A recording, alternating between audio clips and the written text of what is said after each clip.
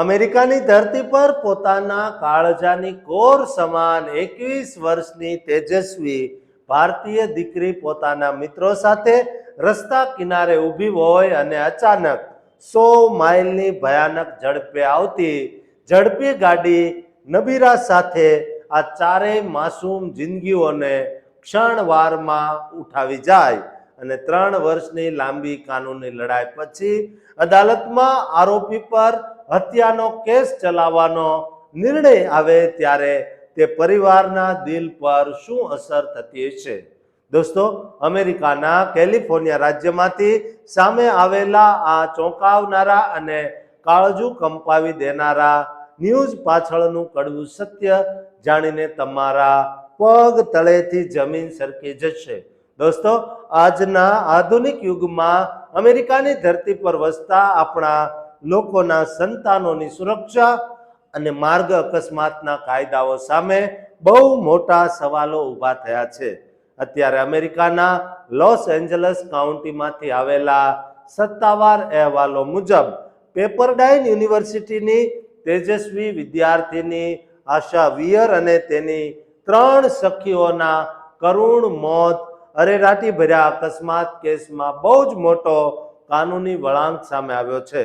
કાનૂની અને કોર્ટ દસ્તાવેજો મુજબ 17 ઓક્ટોબર 2023ના રોજ માલિબુ ખાતે પેસિફિક કોસ્ટ હાઈવેના કિનારે ઊભેલી 21 વર્ષની ભારતીય દીકરી આશા વિયર, ડેસ્લિન વિલિયમ્સ, નિયામ રોલ્સ્ટન અને પેટન સ્ટુઅર્ટ નામની 4 વિદ્યાર્થીનીઓને બે ગાડી આવતી જે એક કહી શકાય કે ભયાનક ધડાકાભેર પાપડની જેમ કચડી નાખી હતી.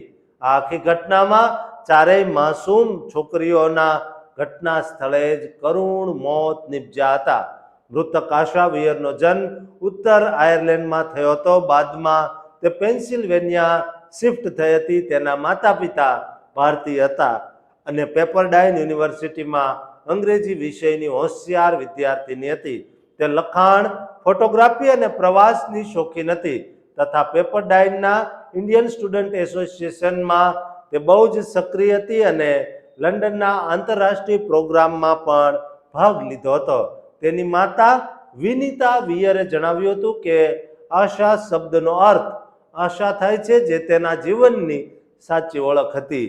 આ કમનસીબ ઘટનાના 3 વર્ષ પછી લોસ એન્જલ્સ કાઉન્ટી સુપિરિયર કોર્ટના જજ થોમસ રૂબિન્સ અને આરોપી 24 વર્ષના ફ્રેઝર માઇકલ બોહમ સામે મૂકવામાં આવેલા 4 મર્ડરના ગંભીર આરોપો રદ કરવાની બચાવ પક્ષની અરજીને ફગાવી દીધી અને આગામી સપ્ટેમ્બર મહિનામાં જ્યુરી ટ્રાયલ ચલાવવાની મંજૂરી આપી દીધી.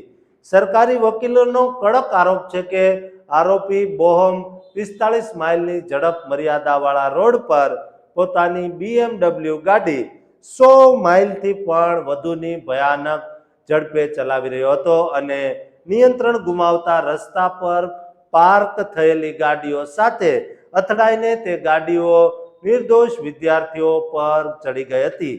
વકીલોનું દ્રઢપણે માનવું છે કે આવી ભયાનક સ્પીડ માનવ જીવન પ્રત્યેની બેદરકારી દર્શાવે છે, જેથી આ કેસ માત્ર વેહિક્યુલર મોટર અકસ્માત નહીં પણ સેકન્ડ ડિગ્રી મર્ડરનો ગુનો છે. બીજી તરફ આરોપીના વકીલ એલાન જેક્સને અદાલતમાં દલીલ કરી હતી કે આ એક અત્યંત દુઃખદ અકસ્માત હતો, મર્ડર નહીં, કારણ કે બોહમ કોઈ દારૂ કે નશાના સેવન હેઠળ નહોતો અને તેનો કોઈ અગાઉનો ગુનાહિત રેકોર્ડ નથી. પણ જજે આ તમામ દલીલો ફગાવીને હત્યાનો કેસ ચાલુ રાખવાનો આદેશ આપ્યો છે. યુનિવર્સિટી દ્વારા ચારેય મૃતક વિદ્યાર્થીઓને મરણોત્તર ડિગ્રી આપીને અવર ફોર એન્જલ્સ એન્ડોવડ સ્કોલરશીપ અને સ્મારક બનાવવામાં આવ્યા છે.